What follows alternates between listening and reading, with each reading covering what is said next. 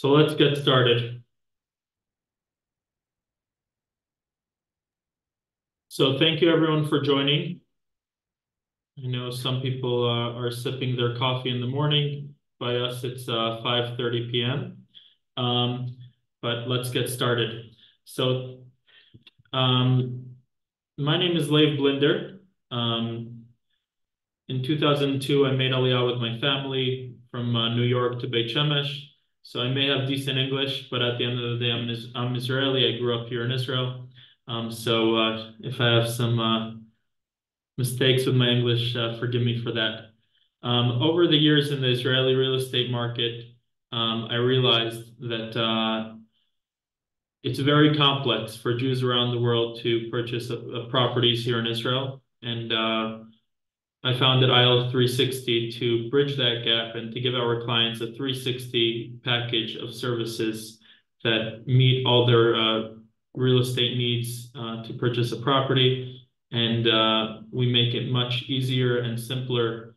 And really, for that reason, one of our partners in that is Zevi Werbel that we have here today, and we're looking forward to hear a little bit from him. Zevi's a very diligent lawyer, and we'll hear some words of wisdom soon.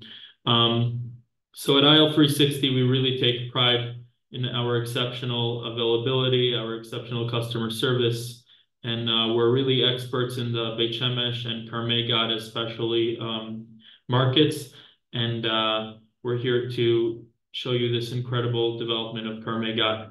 So, and before I'd like to continue, I'd like to introduce my partner Nehemiah Kaufman. Um, he's amazing. I'm sure you all will get to know him at some point or another. Go for it. Thank you, thank you. My partnership with Lev is quite simple. I do some of the talking, he does all the work, so it's worked out really nicely for me. But thank you. Right before we begin, I'd like to acknowledge that these have not been easy times for the Jewish people, both in Israel and in diaspora. In Israel, we are currently in the middle of fighting a war with the Nazi terrorist organization Hamas. I know the terrible anti-Semitism in the rest of the world too. It's horrifying to see what's happening in college campuses across the country and huge pro-Palestinian protests throughout the world. Lev and I were just in Canada and the US, just 3 weeks ago, and we felt firsthand what if, we were at the Israeli real estate expos, and there was tremendous amount of protests firsthand. We experienced it, and it's terrible. Yet even these difficult times, there's a unique opportunity for the Jewish people to stand together and act. It comes in all forms, davening, huge donations were made to soldiers and all around to support families that were and continue to be affected by the war and the terrorist attack. It comes these hard times also come with an opportunity. It's the opportunity to come home and embrace the undeniable sense of belonging that resonates throughout Am Yisrael and Eretz Yisrael. Ask anyone in Israel, and they'll tell you they feel the power of unity. We all know that in these times of adversity, Jews don't give up. We stand firm and continue building Israel. Thank you, Nehemiah. So let's dive in on that special note. Let's dive into this incredible place, Carmei Gat. So when a family is looking to either buy a place to live or to even invest, there are a few things that are very important to look, especially here in Israel. So probably the main points are these points that you see. Their connectivity to make sure that you're not too far out, that you could still be close to your family, friends, work. So that takes you to job opportunities.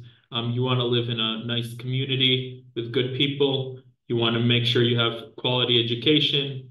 You want a nice neighborhood, and you also want affordable housing. That's one of the big attractions of Carmei Gat as well. So throughout this webinar, you're going to see how we will check all these boxes and more. And hopefully, by the way, if you have any questions, there is a Q&A box that you could drop all your questions in, and we'll try to get to them at the end.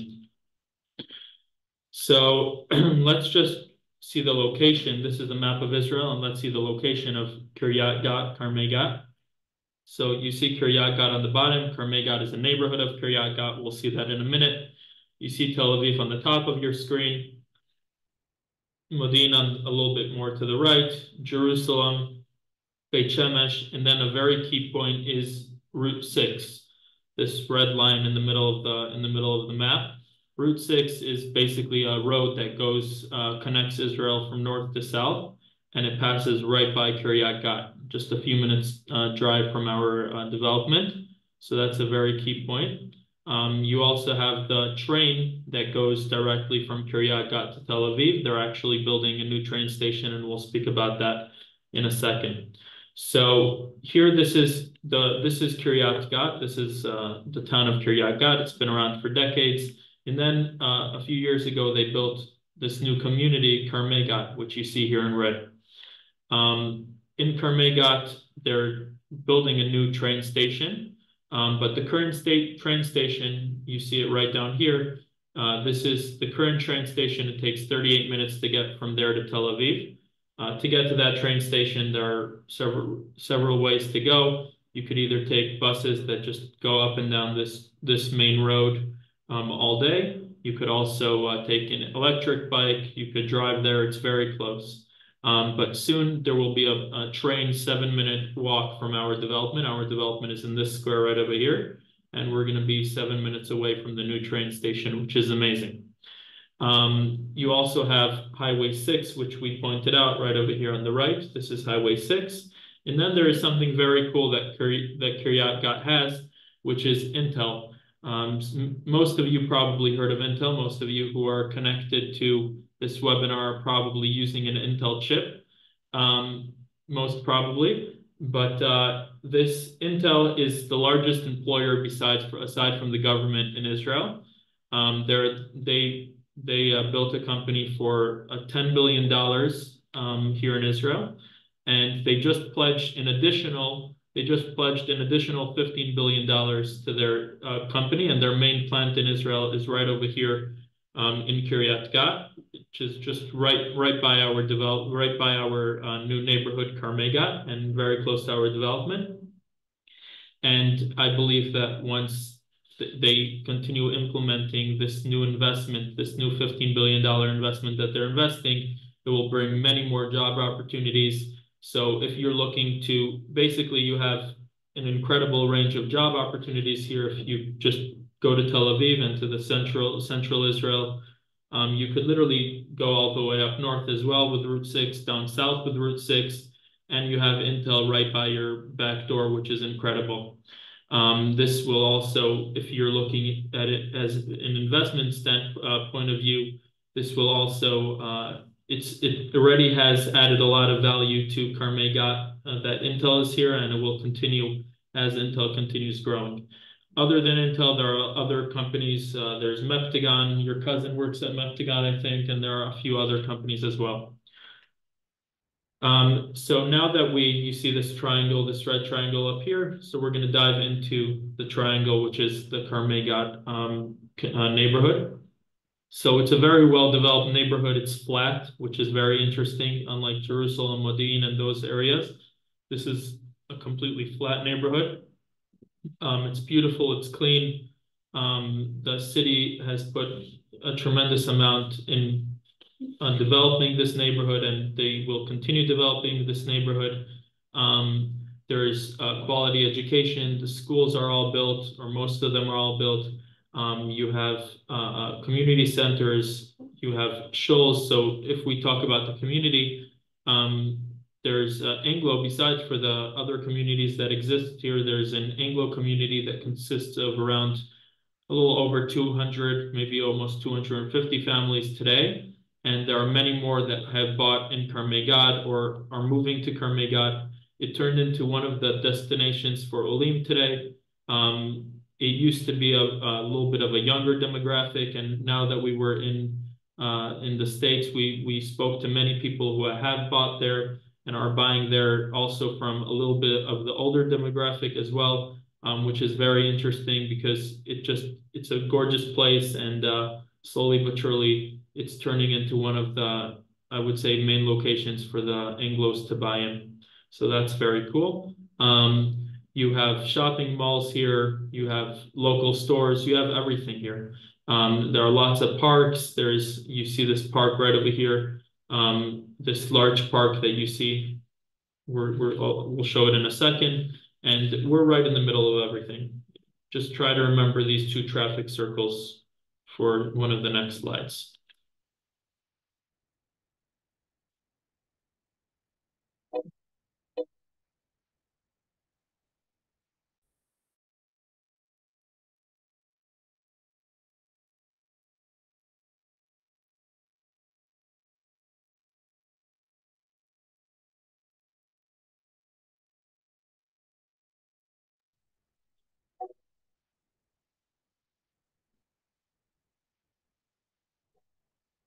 You could see here,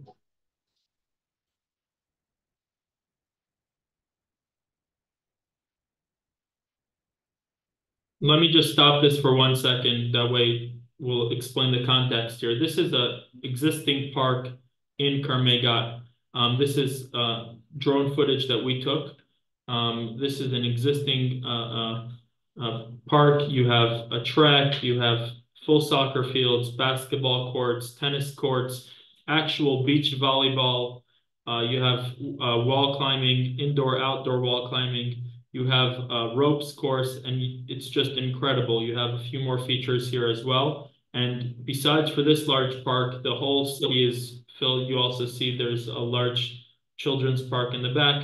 The whole and over here as well. The whole city is literally full of parks on every block. But this is, I would say, one of the very special things that Carmei Gat has.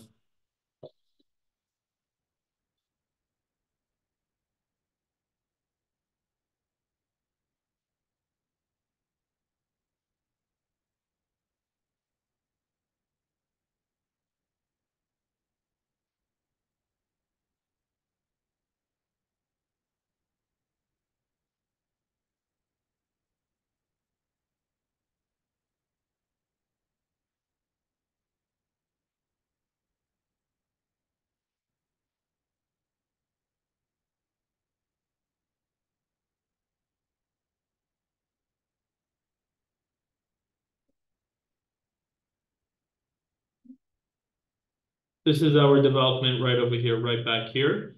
And let's move on to the next slide. Do you remember the two traffic circles that I mentioned before? These are those two traffic circles. And here we have 6 buildings and 22 semi-detached villas. You want to go over the buildings, Nehemiah?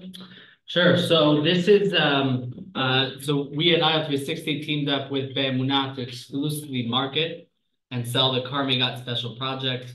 Bemuna was established in 1995 by Israel Zeira and is a leading experienced development company that has built over 5,000 units across the country. The company has invested significant resources in planning and designing this beautiful project.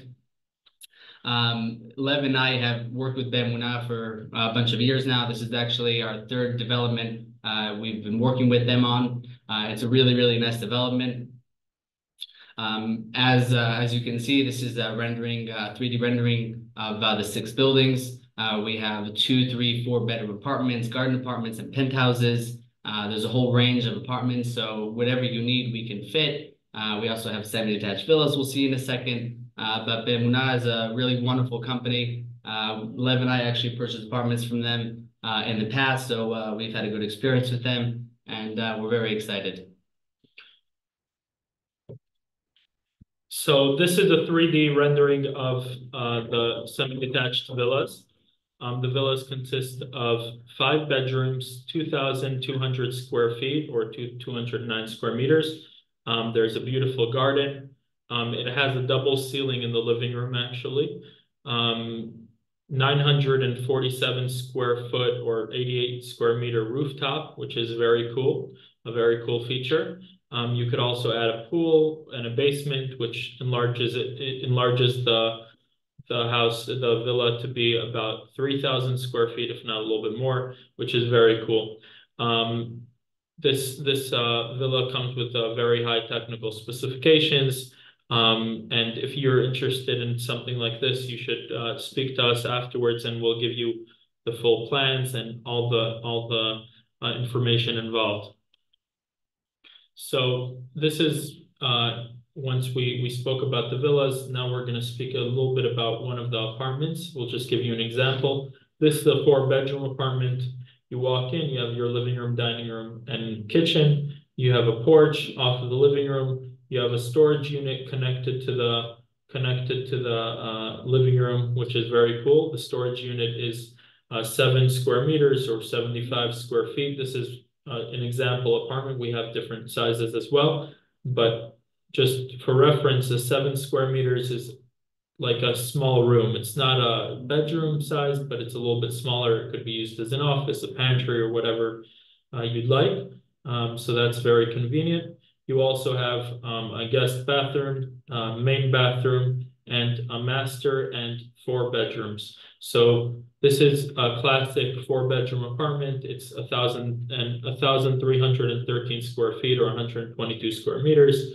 The porch size is 150 square feet or 14 square meters. Like we said about the storage unit, 75 square feet or 7 square meters. It comes with a parking spot as well. So this is an example of a 4-bedroom apartment. This is actually according to the rates from a few days ago, so it's not so today is actually better. The prices are a little bit better than what it says here because the rate of the dollar got a little stronger. But the starting price for a 2-bedroom apartment would be approximately $520,000. The starting price for a 3-bedroom apartment would be approximately $580,000. The starting price for a 4-bedroom apartment is approximately $640,000. Now, this is the cool thing that we're speaking about. You could pay 15% down upon signing, and then the remaining 85% upon completion. The idea is that all you really have to come up with is 15%, which is much less than what we spoke about. There are fees that I think Zevi prepared a little bit of a chart of expected things, and we could, and in personal Zoom, we will go over the actual numbers and everything. But other than that, you pay a much smaller sum up front, and then the remaining you pay upon completion, which is incredible. The estimated completion date is anywhere between 3 and 4 years, depends on if you're getting the cottages. It could be even a little less than 3 years. If you get the taller buildings, it's around 4 years. And yeah, we'll speak about that as well. So if we go back to our checklist, we spoke about the location, we spoke about the employment opportunities, we spoke about the community, we spoke about the neighborhood. This is what I would call a recipe for success. And that's one of the cool things about Carmei Gat. But to be honest, we could see everything on a slideshow, but you walk through the streets of Carmei Gat and the feeling that you get is incredible. It's really a gorgeous, gorgeous place. So on that great note, Zevi, would you like to pop in and share some words of wisdom? Absolutely. Let's get a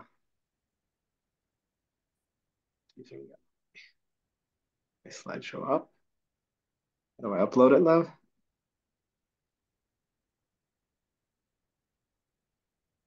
Allow me to share screen.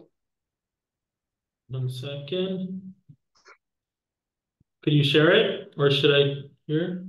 Here. How about that? Does it work? If it doesn't work, then I'll send it. I'll share it. Just a second. Tell me if you see it. Yeah, give it 1 second. Perfect.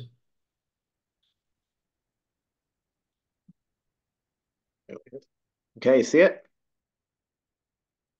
Okay, great. So hello, everybody. My name is Zevi Rubel. I live in Efrat, near Jerusalem, and I work in Chaim Givati and Co. law offices in Yerushalayim. We deal primarily with real estate related matters, serving mostly English speaking community, also clients from abroad, and also the Anglo community. here in Israel. So I'm going to speak to you today a little bit about purchasing a house in Israel, specifically because we're talking about Carmei Gat, which is a new development. So with some pointers about buying in a new development in Israel. The topics that we're going to cover just in broad strokes are practically going to contract. What does that entail? Once you've decided that you're buying an apartment, what are the next steps? Two, a little bit about buying on paper, what we call buying in a new project that's not yet built. So right when you're signing, there's nothing yet to see. There's no physical apartment yet. Buying on paper. And three, everybody's favorite topic is taxes. I did not prepare a specific slide about the general expenses that go into buying, but I can touch upon that whether in the Q&A or later if you want. And definitely, if anybody would want later on to talk to me in person, that's always something that could be spoken about. Okay, so going to contract. You've decided that you're buying an apartment in Israel. What are the next steps? So these are steps that happen kind of simultaneously, and I'm just going to go over them. One is contract negotiation, or understanding. Obviously, you speak with it's specifically in this project, so you're speaking to Lev and Nehemiah. Want to understand what are the commercial terms of your purchase? What's the price? What's the payment schedule? Like I've mentioned, in this project, they're offering a very, very comfortable payment schedule of 1585, which is very beneficial towards buyers. What's the date of possession? These are all things these are main points of a contract that you would want to know. Technical specifications. What is the apartment that you're buying? What does it come with? And you would want to know what it is if you want to, later on, if there's things that you maybe would want to change or electrical sockets, understanding what is the product that you are purchasing. Simultaneously, I, as the lawyer, or whatever lawyer is representing in the deal, is going over the contract. Usually the seller sends over a long 40-page Hebrew contract. And it is the lawyer's job to go over that contract and make sure that it is, not in any way harmful or has clauses that are, not good for the client. And also to make sure that all of the specifics of the purchase are in the contract, so that what you are signing is what you signed up to purchase, and you are purchasing the right thing. Something that's important to mention is closing. So in America or elsewhere, I don't know specifically in the US, when you talk about closing a deal, usually are speaking about the transfer of the final payment and taking possession of the apartment, of the home, of the property. In Israel, when we say closing, or the important date that we all center around is the date of signing. So the date of signing the contract is the date that entails all of the legal obligations, payments, tax obligations, and that also means that all your due diligence and things like that, all the checks that you want to make sure you have the right finances. That all has to happen beforehand. There are no contingencies for a mortgage. If you weren't able to secure a mortgage afterwards, once you've signed a contract, that is not something that could be altered. So those are all things that need to be checked beforehand, and make sure that you're coming to the signing knowing that where that's going to come from. Okay, so that's just about the contract. Documents for signing. So there's if we're talking about someone who's purchasing from abroad, or B'chlal, we'll say there's different documents that you need in order to put the purchase in place. You need power of attorney for the lawyer who's going to act in your stead, assuming that you're not going to be there yourself signing for the contract. There's different documents that the seller will send, including a power of attorney for them.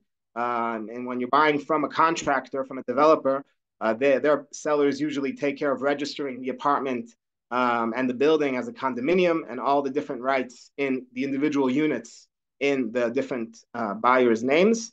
And so there's also a power of attorney that's given to them. There's 2 or 3 other documents that are necessary for signing. If you sign those documents in Israel, what happens often is the client, comes to visit. They're here in Israel for Chagim or something like that. Then they could sign before an Israeli lawyer, and then the documents are in place, and that's great. If not, and the client is abroad and they're doing this all from afar, what will need to happen is that these documents need to be notarized and apostilled. Apostilled is basically an international system in which official documents are recognized internationally. And so there's a small procedure that you need to go through to sign these before a notary, who then gets these authenticated to be sent to Israel. I say this because these are things that take time, and these are just processes that need to happen before we are set for signing. Lastly, what needs to be set up is finances, right? You need to come to the purchase knowing how you are going to pay for the apartment. Like I said, there are no contingencies once you sign, and you should know it's best to know ahead of time how you are going to be paying for the apartment, whether it's equity or mortgage. Then that you have to find out how you once and every purchase has some equity in it, how you're going to get your money to Israel. Might sound like a simple thing, but anybody who's tried to do it in recent years will know that the regulations, definitely when it comes to money coming from the US, Israeli banks have gotten very jittery and very worried about money laundering and things like that. And that's also a process that takes time. For our clients, again, these are things that we do once a client comes to us and says, I want to buy an apartment. We prepare documents for them. We're also negotiating the contract, and we also set them up with an exchange service to start dealing with the process of getting their funds to Israel. There's different documents that you'll need to procure to clear the funds. Basically a letter showing that the money was if you need to pay tax, that you paid your taxes, and that the money is kosher, and then getting your money over to Israel. Okay. Let's talk now a little bit about, specifically, we're talking about Carmei Gat, and that's a new project. So what goes into, what is some specific points about a new project? So one is that the rights that you're buying, and this is something that comes up a lot, is what's called long-term lease rights. You're buying the state of Israel in many, many lands that are not developed. They retain the official ownership of the land. This is according to a basic law back from the 1960s. And the state of Israel gives the developer who won the land in a tender, they give them the right to then lease the land out to different buyers. Okay, so when you're buying in this project as well, you're going to be getting on the deed is not going to be full ownership. It's going to be long-term lease rights. In essence, it means the same thing. The building is registered as a condominium. You have a deed that shows your private rights in your unit, but it will say State of Israel and then your name as the lease right holder. And for all intents and purposes, it's long-term lease rights. Usually the lease rights could be for 98 years, or sometimes I've even seen 1,000 years, 999 years, literally. It's usually extended automatically. So there really is no difference between that and private ownership. This is just a relic of an older time where Israel is a little bit socialist at its base, and it retains full and official ownership of the land. Okay, so the second thing to speak about is bank financing, or when you're buying from a developer, the developer has a bank that gives it financing for the project. And the way it works when you pay the developer, or in general, is you don't pay into the company itself. You're not going to be paying directly to Bemuna and I'll say a caveat in a moment, but in general, this is the way it works, is you pay the bank that gives it bank financing. And the idea being that the bank is what's called too big to fail, or it's more of a solvent, and it's a big institution that you can be more secure about that it's not going to go belly up, and therefore you pay the bank that gives the developer financing, and the bank issues you a bank guarantee for every payment that goes in. This way, your money goes to the bank issues you a guarantee, and the bank has its own arrangement with the developer in which it releases funding to him per the stage of development. Now, this is true. This whole arrangement works once there is a building permit for the project, okay? Because the bank will not give financing yet for a project that's not mature, that's not ready. And this system only kicks in once there is a building permit for the project. When you're buying in an early stage of a project before there's a bank permit, so there are no bank guarantees yet. You can't pay into the bank, and so by law, the developer could take up to 7% that he can hold in escrow. That, I think, level may be correct me, but I think that's also the case currently in this development, because we're talking about a pre-sale stage where there isn't yet a permit, and so you can pay up to 7%. In escrow, it's usually held by the seller's lawyers. And then once the bank financing kicks in, that money is paid to the bank. You get a bank guarantee. You pay via payment vouchers, which are specific documents, or it's a pack of vouchers that you receive from the developer. And using those vouchers, you make sure that the money goes to a specific account that's earmarked for the project. So just to recap, if you're buying pre-sale and there isn't yet a bank permit, you'll only be able to pay 7% upfront. Once there's a permit, there's bank financing, you're able to get payment vouchers, then you pay with those payment vouchers to the bank that gives financing and receive a bank guarantee for your money, and your money is secured. Next topic is building index. All sums that you pay for the purchase are linked to a building index, which is just like consumer price index. So also there's something called the building index. It's put out by the Central Bureau of Statistics here in Israel, and it's some sort of calculation of the price of labor, the price of materials, basically the price of building the project. And so let's say you've paid now, like you mentioned, the first 15%, that'll be the 15%, but possibly the 85% that you'll pay 2, 3, 4 years from now, those will be linked. Right now, the system is it's not linked in full, but it will be linked to some extent to the building index. And so it will probably be a bit more than what the nominal price that's quoted in the contract. It's something to notice, because people then ask later on, wait a second, the contract says 100,000 and now it says 110,000. So just to be aware that there is such thing called the building index, and it only applies to future payments that'll be later than the base index when you sign. I just wanted to add one thing, that specifically by us, we do have an option to buy that to pay, that way you won't be linked to the index upfront. That's an option that we could discuss, and some people it could be good for. Okay, great. Thank you. That is a general tax that applies to all goods and services in Israel. Now, most foreigners, when they leave, they're used to the fact that they're able to get their VAT back. But that is true if you're taking whatever you bought and you're leaving the country with it. If it's a service or it's a product that is here in Israel, you're charged VAT just as an Israeli would. And an important thing to note about that is that because of the war and the expense and the financial burden that it's incurred, the government of Israel has decided to raise the VAT to 18%. Right now, it's 17%. And so any payments made after the 1st of January 2025 will be calculated with a little bit of an extra VAT. That's not something anybody in the real estate market can control. That's a government decision, but that's just something to be aware of. The last thing I'll talk about in this context is when you receive the apartment, you have a walkthrough with the developer or somebody on his behalf.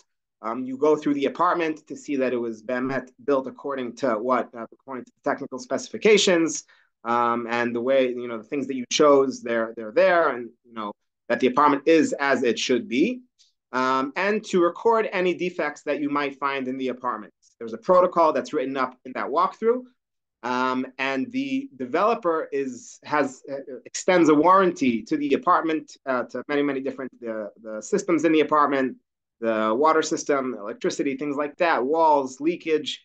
There's different time periods for different things in the apartment, but in general, by law, the developer has to give a warranty for many different items in the apartment. You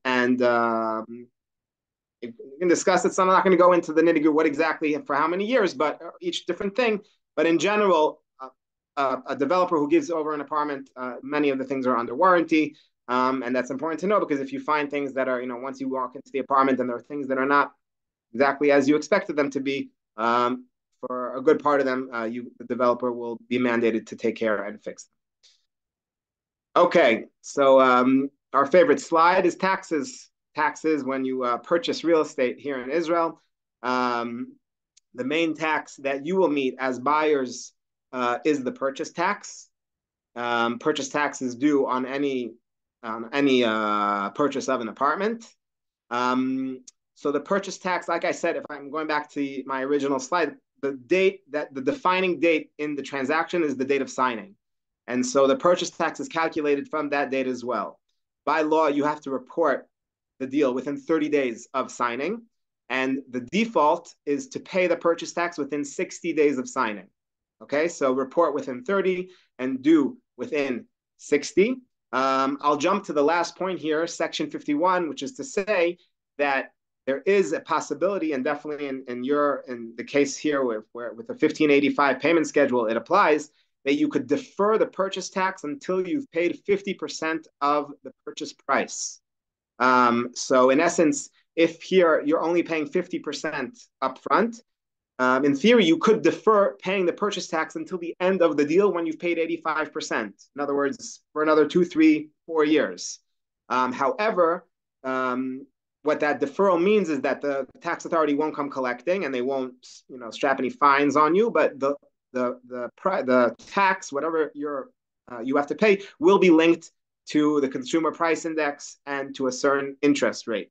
A 4% interest rate, annual interest rate plus the index. So whatever that comes out to, that tax will. So again, the tax, the amount you'll have to pay will go up, but for many people, it might be worth it because if they have money invested elsewhere and it's making money, in whatever it is, and they prefer to incur that incremental or that little interest, not so, whatever it is, because they prefer their money to be making more elsewhere. So that's just an option that's open to somebody who has a later payment of their purchase price. There is no property tax and just like a general property tax. There is arnona, which I'm sure is a term that some or many of you have heard. Arnona is a municipal tax that you pay for services by the city, sanitation, events, whatever it is that the city provides. It's all included in one municipal arnona tax, which is usually calculated based on the size of your unit. It's a per meter calculation. Possible discounts, which is important. So there are discounts for the regular purchase tax rate is 8% for someone purchasing from abroad. The most used or serious discount is what's called the single residency residence. So if you're an Israeli resident, you don't even have to be a citizen, but a resident, in other words, living in Israel and a resident for tax purposes, which the easiest way to calculate is somebody who's here for over 183 days a year. And so they're considered a resident for tax purposes. They're able to get a discount on the purchase tax. That is one option. The second option is an aliyah. When you make aliyah, there is a one-time benefit that's extended to you, and you could use that to lower your purchase tax for the purchase. The residency A can only be used if you're an Israeli resident, and it can only be used for your first property. Okay, so if you already have another property, or if you're buying, if you've bought a property already, you can't use that discount again. The aliyah benefit could be used once, but it could be used even if you have 7 properties. So that benefit is a one-off thing, and it could be used, like I said, even if you have multiple properties. Purchasing in a child's name, this is an option that I brought down here because many, many people opt to go this route in order to be eligible for the residency. Sometimes people have a child who's in yeshiva for 2 years, or they made aliyah and they're in university, and they're a few years down the road from buying their own property. And so what some people find beneficial is that they purchase the apartment in the child's name, and this way they're able to enjoy the single residency tax benefit. I'm just going to read to you. I did the calculation of one. So Lev mentioned a 4-bedroom apartment. So I'm just to give you an idea of what the taxes would look like for a 4-bedroom apartment. So Lev, I did it with the dollar according to today, and I meant it's less than a little less. So a 4-bedroom comes out to somewhere around $670,000, give or take. The regular purchase tax, which is 8%, would come out to about $53,500. A single residency, if you were a resident, would be $5,600, and aliyah benefit would be about $9,600. So just to give an idea of how those would play out in a concrete example. Okay, this is just a bit more into the exact brackets of how the tax work. That's big. I'll just say if you want later, if somebody asks in the Q&A, I'm happy to go into expenses more generally of what a purchase entails. And if anybody's has any questions, welcome to contact me privately, WhatsApp, phone call, email, and I'm happy to answer any questions that anybody has.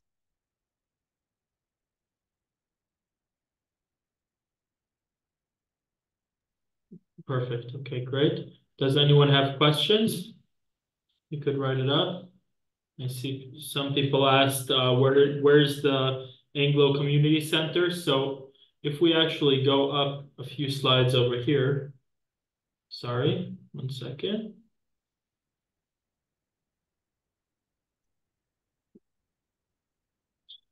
This is our development. So here we have our 6 buildings and our 22 cottages. Right over here is the Anglo Community Center, which is very cool. So it's right next door to us. This is where they got a plot of land. Currently, they're in the high school on this block on Sderot Carmei Gat.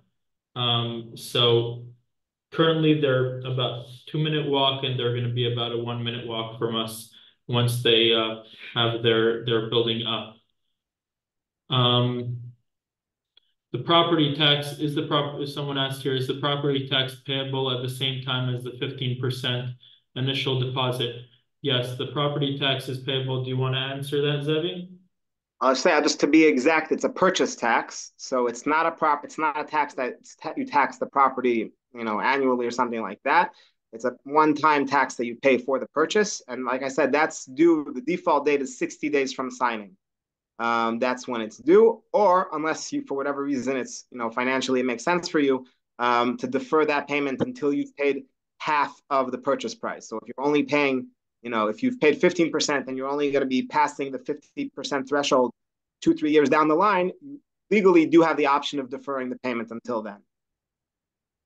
Someone asked if this recording will be available to review after the session ends. Yes, we will definitely send you a follow-up email. We will also send you a follow-up WhatsApp, and you'll have our contact info. We're going to send Zevi's contact info as well, and we're looking forward to meeting all of you. There's one more question over here. The question is, what happens if the builder for some reason cannot complete the project?